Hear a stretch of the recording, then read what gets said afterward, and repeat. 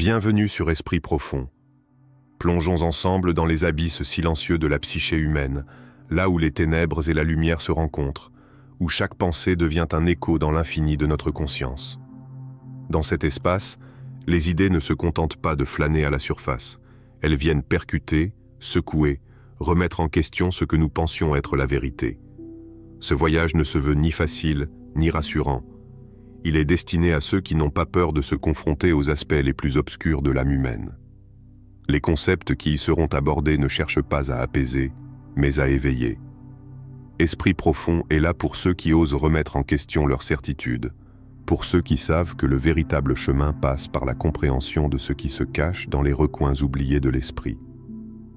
Préparez-vous à voir le monde à travers une lentille nouvelle, à explorer des perspectives où chaque vérité est à la fois profonde et perturbante. L'archétype de la mère, l'ampoule emprisonnante. L'homme qui se réfugie dans l'image maternelle ne fait que se fuir lui-même. Dans la profondeur de l'esprit humain, il existe une image originelle qui façonne l'essence même de notre développement, celle de la mère. Un archétype, certes, nourrissant et protecteur, mais aussi subversif dans sa capacité à devenir une prison émotionnelle pour l'homme qui reste sous son emprise. L'archétype maternel n'est pas seulement un symbole de chaleur et de sécurité, il incarne également la peur de l'indépendance, l'appel à rester dans la dépendance d'une figure qui n'est jamais pleinement absente. Ainsi, cet archétype, au lieu de nourrir la liberté de l'individu, lui impose une quête incessante de confort et de validation qui l'empêche de s'épanouir pleinement. L'homme inconscient, dans son désir de rester fidèle à cette image maternelle, se perd dans une quête sans fin de reconnaissance, cherchant une chaleur réconfortante qu'il perçoit dans chaque rencontre, mais qui, en réalité, ne lui apporte jamais cette autonomie tant désirée. Au lieu d'être nourri par un amour véritable, il se trouve enfermé dans une illusion de protection. Cette illusion est sa plus grande prison, et il reste enfermé dans les recoins sombres de cette image parentale, incapable de transcender la dépendance émotionnelle qui le définit. Un jeune garçon grandit dans l'ombre de sa mère. Ses gestes, ses pensées, son énergie sont modelés par elle, façonnés par une affection qui, bien que véritable, le prive de son autonomie. Il cherche la tendresse, la sécurité, cette forme de chaleur dans chaque relation qu'il noue, mais ces femmes qui croisent sa route, loin d'être des mères, deviennent des reflets distordus de la figure maternelle. Ces femmes, tout en offrant une affection superficielle, ne permettent pas à l'homme de grandir. Au contraire, elles l'infantilisent, le rendant fragile, dépendant, et l'empêchant d'atteindre son plein potentiel. Ce manque de liberté intérieure, ce vide constant, constitue la véritable prison de cet homme. Ses relations se nourrissent de ce manque, et sa quête d'une figure maternelle ne fait que le maintenir dans un état de stagnation. Son désir de protection devient une chaîne invisible qui l'empêche de se confronter aux défis réels de la vie.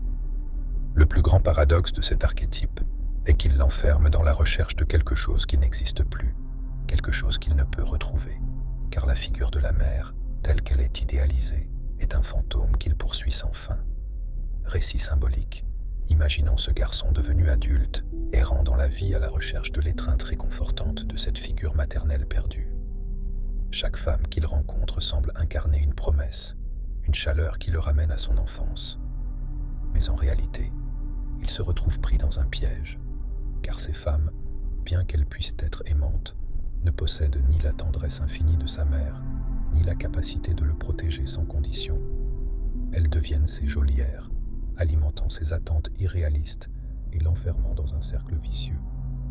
Le véritable problème réside dans le fait que cet homme cherche à combler un vide qu'aucune personne ne peut remplir. La prison maternelle est une construction mentale, une quête sans fin qui ne le libérera jamais. Mais au fond, qu'est-ce que cela signifie de sortir de cette ombre maternelle?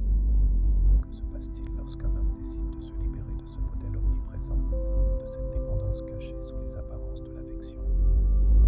La véritable liberté réside dans l'acceptation du vide, de l'absence de la mère idéalisée, et dans la création d'une identité propre, débarrassée de ce poids imposé.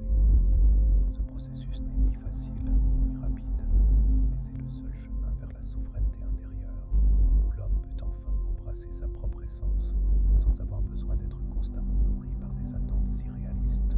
Alors, Comment un homme peut-il se libérer de cette figure maternelle? La première étape est d'accepter la perte. D'accepter que la figure maternelle qu'il poursuit sans fin n'a jamais existé autrement que dans ses fantasmes. Une fois cette vérité reconnue, l'homme peut alors commencer à marcher seul, sans chercher la validation de l'autre. L'autonomie ne se construit pas dans la fuite de la dépendance, mais dans la confrontation avec elle, dans la décision de devenir soi-même sans être dépendant du regard de l'autre. L'archétype de la séductrice, la déesse morte. La séduction n'est qu'un miroir, une illusion qui ne peut nourrir l'âme. L'archétype de la séductrice, ou la grande déesse déréglée, est une figure puissante et envoûtante. Elle incarne le désir primal, l'attraction irrésistible, l'appel à la passion pure et débridée.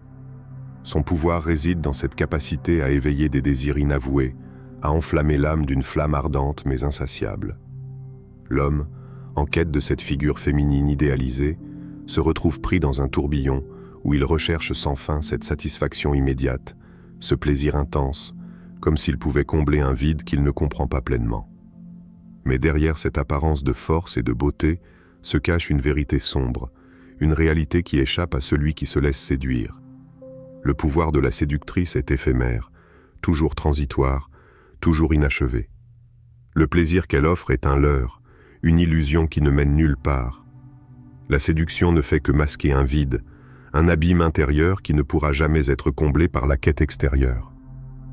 L'homme, pris dans ce cycle, cherche sans cesse à conquérir, à séduire, à se prouver à travers l'autre, mais il ne trouve que du vide.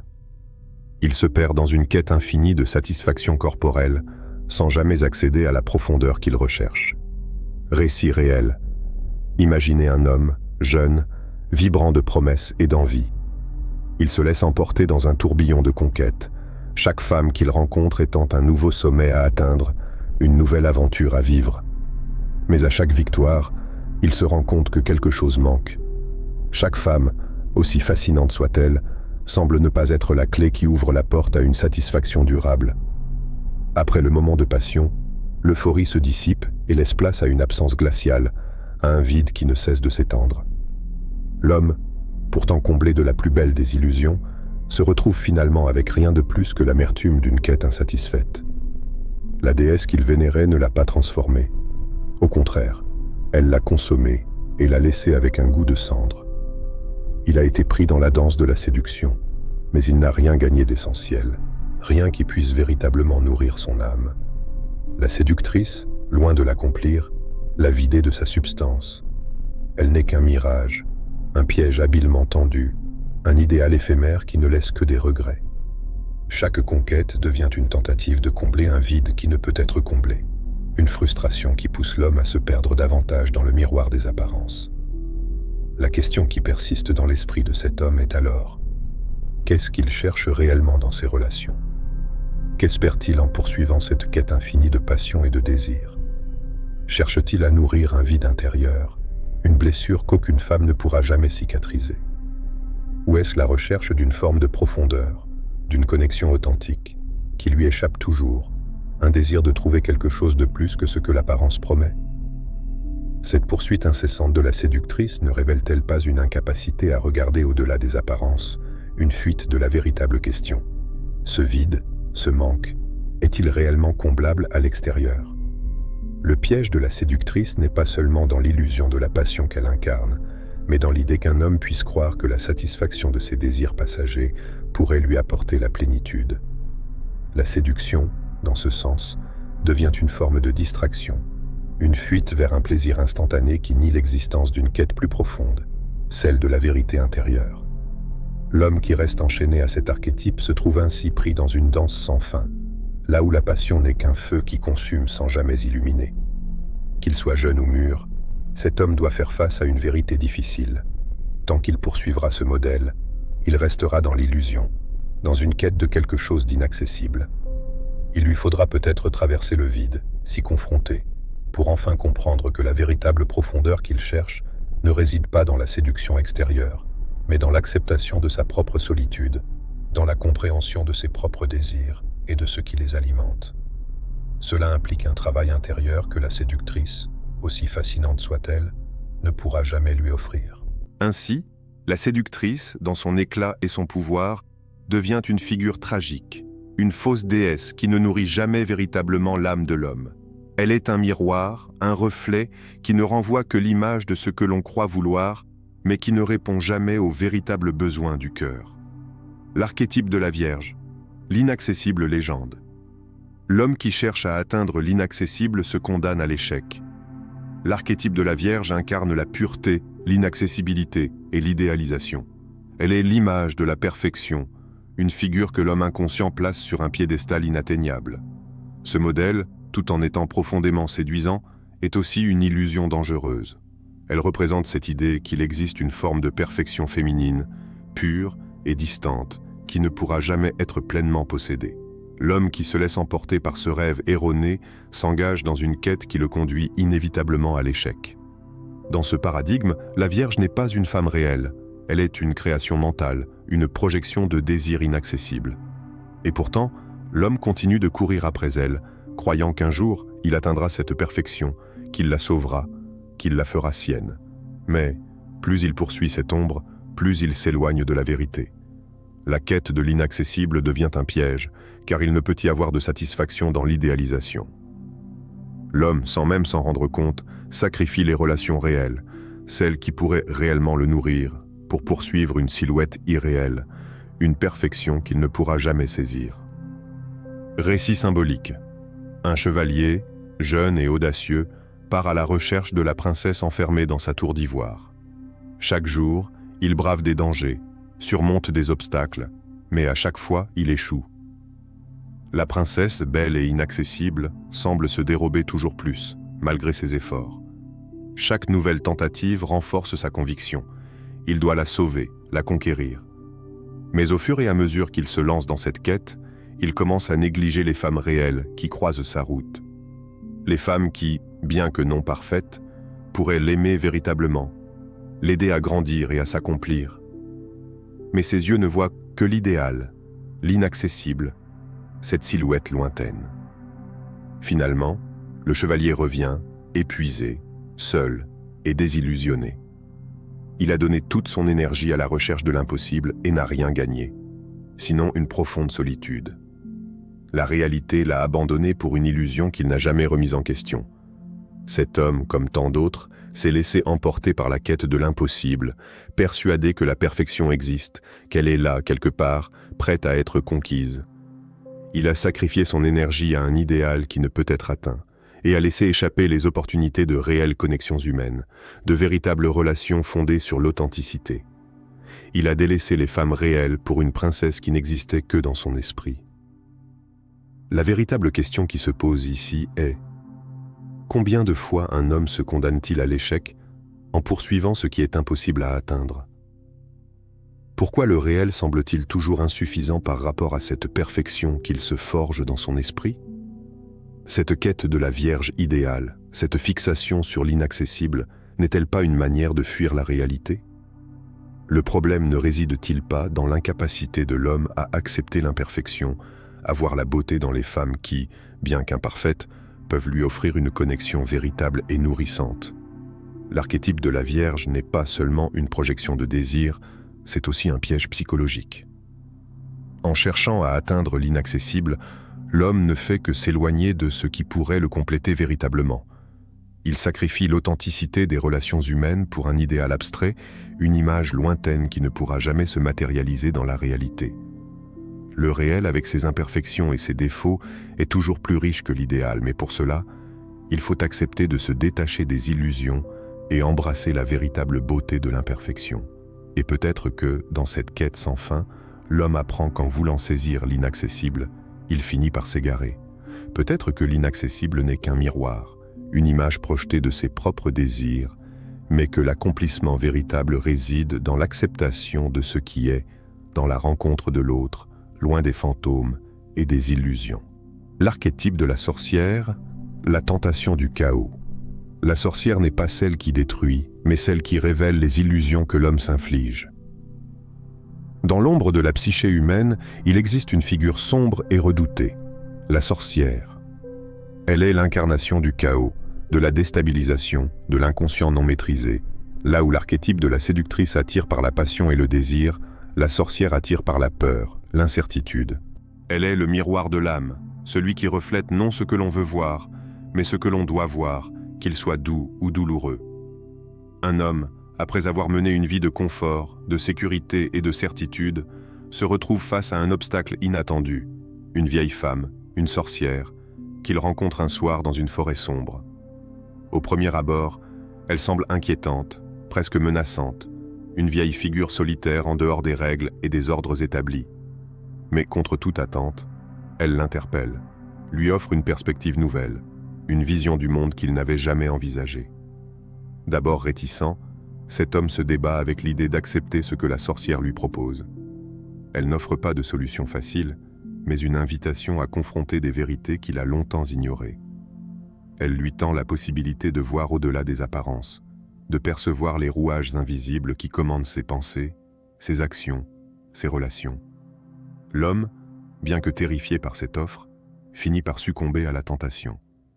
Peu à peu, il commence à accepter la vérité que la sorcière lui révèle, une vérité qui secoue ses fondations. Il découvre que la sorcière ne lui veut aucun mal, mais lui propose plutôt le don de la clairvoyance, une capacité à voir le monde sans les filtres confortables des illusions qu'il s'était fabriquées. Au fil du temps, cette rencontre avec la sorcière le transforme à jamais. Il ne peut plus regarder le monde de la même manière. Il se rend compte que la vie n'est pas un enchaînement de certitudes et de sécurité, mais un espace de chaos, de contradictions et d'incertitudes. Ce qu'il considérait comme solide s'avère fragile, ce qu'il croyait vrai se révèle incertain.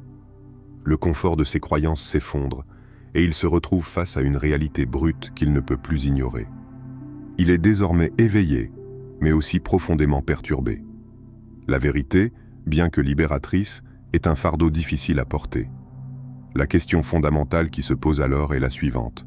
Sommes-nous prêts à affronter l'inconfort de la vérité, à accepter ce qui se cache sous les apparences, ou cherchons-nous à fuir ces ombres de notre propre psyché?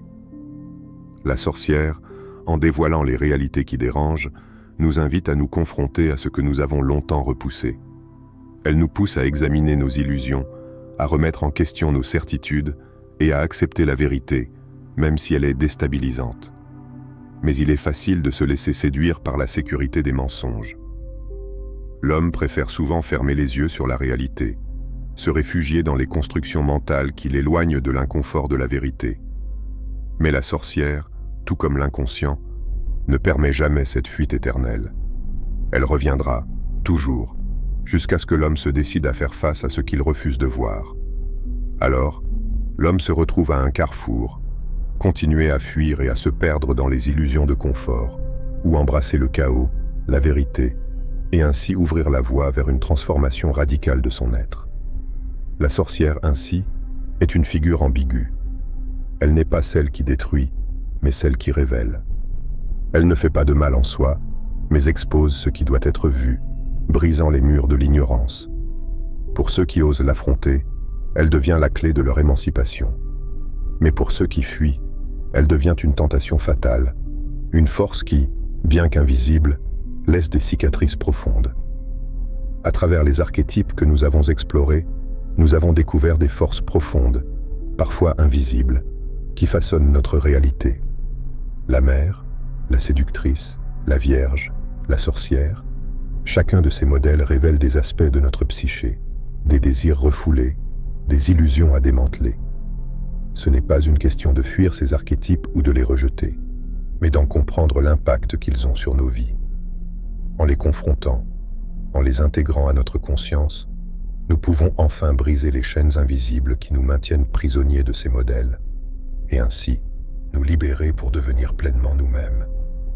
Esprit profond vous invite à poursuivre cette quête de compréhension, à ne pas vous contenter des évidences, mais à plonger dans la complexité de votre être. Chaque exploration, chaque prise de conscience est un pas vers une autonomie véritable. Ce voyage intérieur est exigeant, mais il est le seul véritable chemin vers la liberté. Alors, n'attendez plus pour regarder au-delà des apparences. Osez faire face aux ombres, aux vérités inconfortables, et libérez-vous des illusions qui vous empêchent de vivre pleinement. L'authenticité n'est pas une destination, mais un voyage constant. Si ce chemin résonne en vous, si ces questions vous habitent, abonnez-vous à Esprit Profond et poursuivez cette exploration de l'invisible.